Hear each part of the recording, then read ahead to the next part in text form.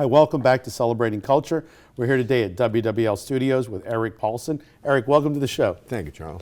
So, Eric, Frank Davis, an icon in New Orleans for many decades, and you worked with him. Where did it get started? Frank was quite a character. He was with the Fish and Game, Wildlife and Fisheries Department, and they started doing fish and game reports for WWL Radio. And then I first met Frank in the early 80s when I was doing a show called PM Magazine. And I think he had just come out with a cookbook or something, but we really did his first TV gig with that story I did on him. He was just a natural on TV, just a natural, period.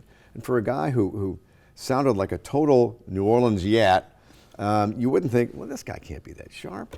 Frank was brilliant. I mean, he really was smart. He did a lot. And he produced a lot. He was kind of like almost kind of like a Renaissance man in some ways, because I mean, he could write, he could produce, he could star in, he could play music, he could sing songs, he could cook. I mean, it was just great. Plus, he knew fish and game. They actually named a bridge after him. I know. I was there for the ceremony. Now, what was that like? Because was that where he used to fish all the time when he would do his shows? That was one of the places. He'd fish, all over the area.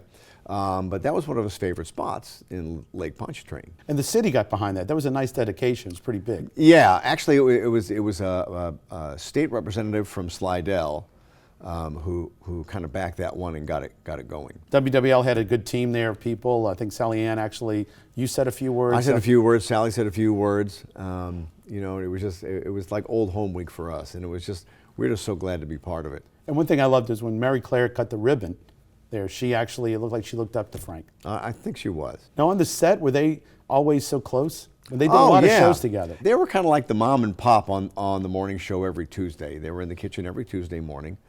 It first started out with a couple of other people who were on with him, with Frank. And then he started bringing on Mary Claire, and she was a natural. She was like, his right arm. The recipes. I mean, he produced 4 cookbooks, Spikes. What else was he doing with New Orleans? He kind of like showcased New Orleans, and the station took a big chance on him, because when they decided they were going to bring Frank on television, I mean, here's a guy who had really no training in TV. They kind of thought, well, this might be a long shot, but he's kind of a naturally New Orleans kind of guy. And then they coined the phrase naturally New Orleans, and it became a thing. And then Frank just fell right into it. And then he knew stuff. I mean, he knew the city very well. I always said Frank was kind of like those buggy drivers in the French Quarter.